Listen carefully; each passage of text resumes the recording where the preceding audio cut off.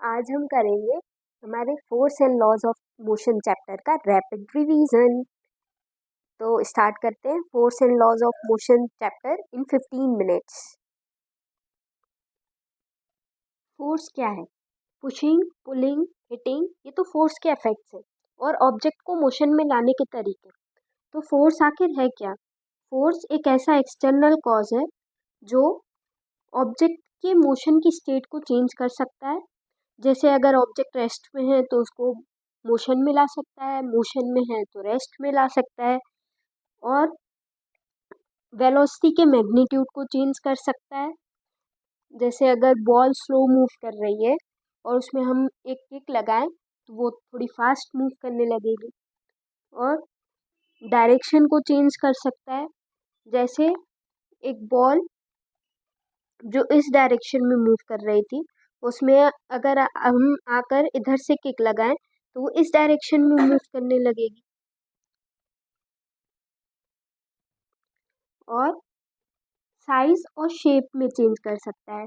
कैसे? जैसे यहाँ पे आपको एक स्प्रिंग दिख रही होगी, तो इसको हमने दोनों साइड से फोर्स लगा के इलोंगेट कर दिया तो इसकी साइज में चेंज आ गया। और एक और एग्जांपल देखते हैं। जैसे ये बॉल, इसमें दोनों साइड से हमने फोर्स लगा के इसको ऑब्लिक शेप दे दिया। फोर्स क्या है? एक वेक्टर क्वांटिटी है। क्यों? क्योंकि इसमें डायरेक्शन भी है। अब हम देखते हैं फोर्स के टाइप्स। फोर्स के दो प्रकार के टाइप्स होते हैं, एक होता है बैलेंस्ड फोर्स और दूसरा होता है अनबैलेंस्ड फोर्स। अगर नेट फोर्स जो ऑब्जेक्ट पे एक्ट कर रहा है, नेट फोर्स या रिजल्टेंट फोर्स या टोटल फोर्स जो ऑब्जेक्ट पे एक्ट कर रहा है वो जीरो है तो हम उसको बोलेंगे बैलेंस्ड फोर्स। और अगर नेट फोर्स जीरो नहीं है तो हम उसको बोलेंगे अनबैलेंस्ड फोर्स। नेट फोर्स हम देखेंगे कैसे, ये फुल वीडियो में अब मैं आपको पूरा बता चुकी हूँ। नेट फोर्स, क्योंकि फोर्स एक वेक्टर क्वांटिटी है तो डायरेक्शन मैटर करता है। तो राइट हैंड साइड में जो फोर्स लगेगा उसको हम लेंगे पॉजिटिव, लेफ्ट हैंड डायरेक्शन में जो फोर्स लगेगा उसको हम लेंगे नेगेटिव। जैसे ये एक बॉक्स है, इसमें यहाँ से कुछ फोर्स लग रहा है 35 न्यूटन, यहाँ से कुछ फोर्स लग रहा है समथिंग 20 न्यूटन। तो इसमें नेट फोर्स कितना होगा? राइट हैंड साइड जो फोर्स लग रहा है उसको हम लेंगे पॉजिटिव, तो +35 और लेफ्ट हैंड साइड जो फोर्स लग रहा है उसको लेंगे नेगेटिव, तो -25। तो 35 - 25 न्यूटन, ये हो गया हमारा 10 न्यूटन।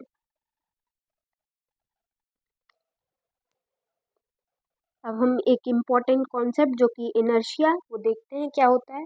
इनर्शिया ऑब्जेक्ट की प्रॉपर्टी है कि अगर वो रेस्ट में है तो वो रेस्ट में ही रहना चाहती है, अगर वो मोशन में है तो वो मोशन में ही रहना चाहती है।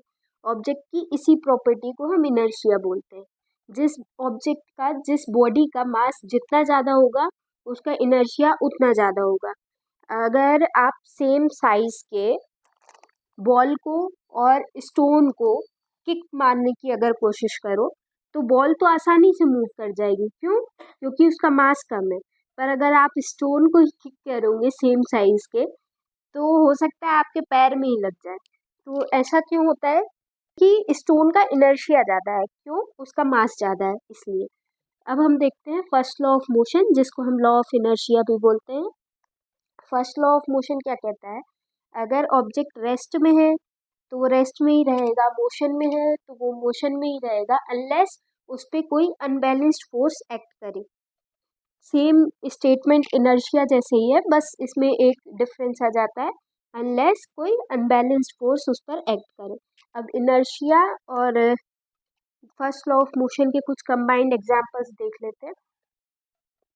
अगर कार मूव कर रही है और आप सडनली उसमें ब्रेक लगा दें तो क्या होता है? आपकी बॉडी फॉरवर्ड डायरेक्शन में मूव करती है। ऐसा क्यों होता है? क्योंकि आपने जैसे ही ब्रेक लगाया कार तो स्टॉप हो गई, पर आपकी बॉडी जो मोशन में थी कार के साथ साथ वो मोशन में ही रहना चाहती है, इस कारण वो फॉरवर्ड डायरेक्शन में मूव करती है। और ये जैसे कैरम की पाइल कैरम में रखी हुई है बीच में, और उसमें आप स्ट्राइकर से अगर स्पीड से निशाना लगाएं तो क्या होता है? सिर्फ एक नीचे की गोटी निकलती है, सिर्फ एक नीचे का कॉइन निकलता है, बाकी पूरी पाइल एज इट इज नीचे खिसक जाती है। ऐसा क्यों होता है? इनर्शिया के कारण, गोटियों के इनर्शिया के कारण, कॉइन्स के इनर्शिया के कारण। ऐसे ही एक और एग्जांपल देख लेते हैं। अगर कार्ड के ऊपर एक ग्लास है, उसके ऊपर एक कार्ड रखा हुआ है और उसके ऊपर एक कॉइन रखा हुआ है। अगर हम कार्ड को तेजी से फ्लिक करें तो क्या होगा कि कॉइन जो है, कॉइन के इनर्शिया के कारण कॉइन जो है वहीं पे ग्लास में डिप हो जाएगा। अब हम एक और इम्पोर्टेंट कॉन्सेप्ट जो कि है मोमेंटम, वो देखते हैं। मोमेंटम क्या होता है? मास और वेलोसिटी के प्रोडक्ट को हम मोमेंटम कहते हैं। किसी भी ऑब्जेक्ट के मास और वेलोसिटी के प्रोडक्ट को हम मोमेंटम बोलते हैं। इसको हम स्मॉल p से रिप्रेजेंट करते हैं। ये भी एक वेक्टर क्वांटिटी है। क्यों? क्योंकि वेलोसिटी भी एक वेक्टर क्वांटिटी है। अब मोमेंटम की हमें ज़रूरत ही क्यों पड़ी? मोमेंटम, किसी भी बॉडी का मोमेंटम वो जो इम्पैक्ट जनरेट कर सकता है वो दिखाता है। जैसे अगर ये ट्रक रेस्ट में खड़ा है तो इससे कोई एक्सीडेंट हो सकता है क्या? नहीं हो सकता। क्यों? क्योंकि इसमें मास तो है पर वेलोसिटी जीरो है, तो इसका मोमेंटम जो है वो जीरो है। ऐसे ही कोई मूविंग ट्रक है तो उसके सामने अगर कोई आ जाए तो एक्सीडेंट हो सकता है। क्यों? इधर पर मास भी है और वेलोसिटी भी है, मोमेंटम हाई है। एक और एग्जांपल देख लेते हैं।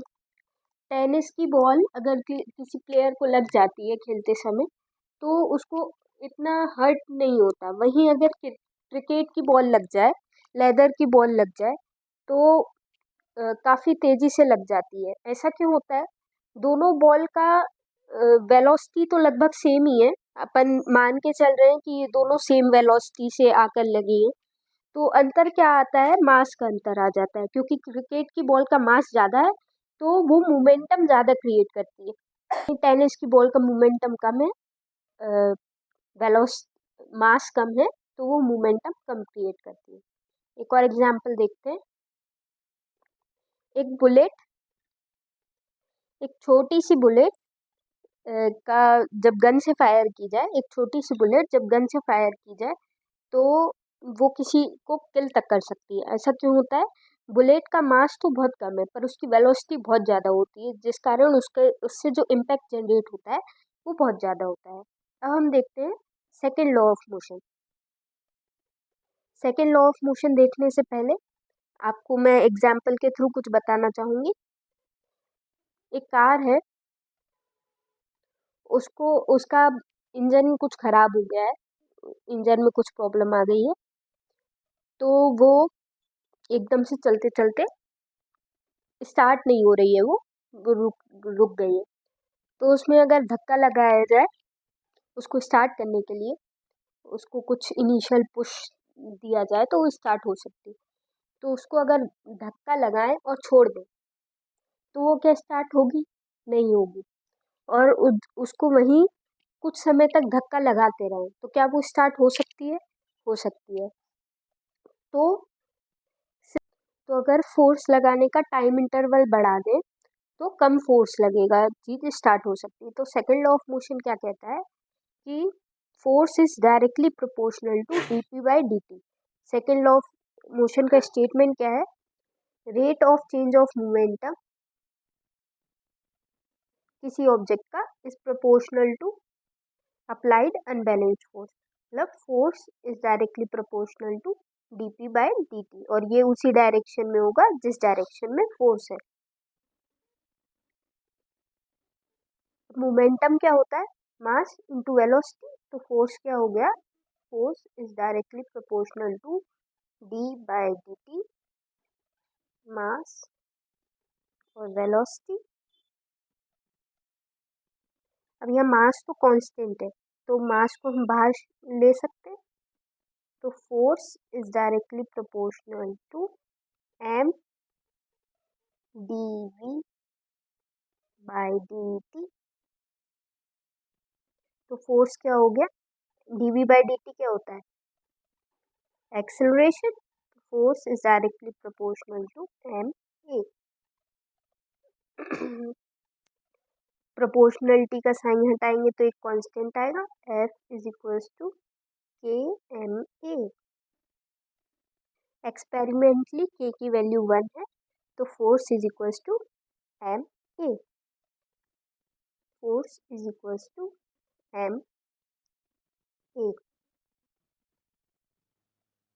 ये दोनों फॉर्मूले बहुत इंपॉर्टेंट हैं, एक ये और एक ये, दोनों फॉर्मूले याद रखिएगा। अब इससे रिलेटेड कुछ एग्जांपल्स देख लेते हैं। सेकंड लॉ ऑफ मोशन के न्यूमेरिकल्स बहुत आते हैं और वो इस फॉर्मूले पे बेस्ड न्यूमेरिकल्स बहुत आते हैं, तो इसको बहुत अच्छे से ध्यान रखिए। फोर्स की SI यूनिट क्या होगी? फोर्स क्या होता है? Mass into acceleration. मास की SI यूनिट क्या है? किलोग्राम। एक्सेलरेशन की SI यूनिट क्या होती है? मीटर पर सेकेंड स्क्वायर। तो फोर्स की SI यूनिट क्या हो गई? किलोग्राम मीटर पर सेकेंड स्क्वायर। किलोग्राम मीटर पर सेकेंड स्क्वायर को ही हम न्यूटन बोलते हैं। तो 1 न्यूटन क्या होगा? जब 1 मीटर पर सेकेंड स्क्वायर एक्सेलरेशन प्रोड्यूस हो फोर्स लगाने पर, किसमें? उस ऑब्जेक्ट में जिसका मास हो 1 किलोग्राम। तो 1 न्यूटन क्या होता है? अमाउंट ऑफ फोर्स जो प्रोड्यूस करे 1 मीटर पर सेकेंड स्क्वायर का एक्सेलरेशन, किसमें? उस ऑब्जेक्ट में जिसका मास हो 1 किलोग्राम। कुछ एग्जांपल्स देख लेते हैं सेकेंड लॉ ऑफ मोशन के।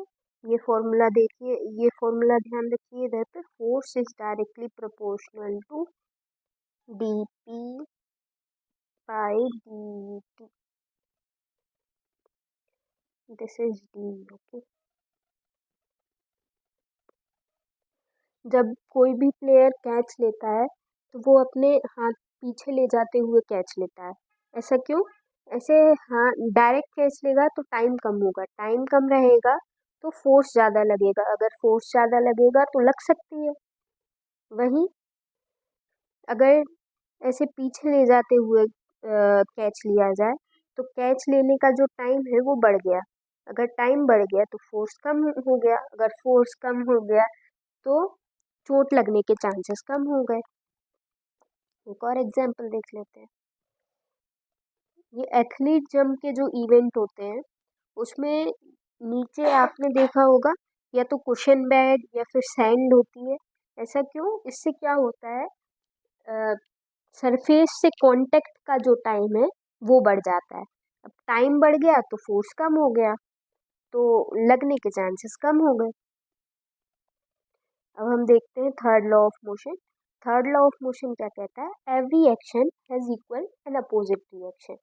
अब ये जो एक्शन और रिएक्शन फोर्सेस हैं, ये सेम ऑब्जेक्ट पर नहीं अप्लाई होते, ये टू डिफरेंट ऑब्जेक्ट पर अप्लाई होते हैं। ये मैग्नीट्यूड में सेम होते हैं और दो अलग अलग ऑब्जेक्ट पे अप्लाई होते हैं। कुछ एग्जांपल्स देख लेते हैं थर्ड लॉ ऑफ मोशन की। अगर कोई भी गेम खेलते समय या ऐसे ही कोई दो लोग कोलाइड हो जाते हैं तो क्या होता है? दोनों को लगती है। क्यों? ऐसा क्यों होता है?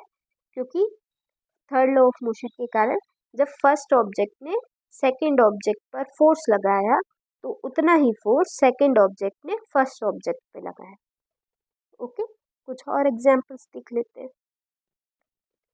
ये बोट से उतरते समय हम बोट पर बैकवर्ड फोर्स लगाते हैं जिससे हम पर फॉरवर्ड फोर्स लगता है।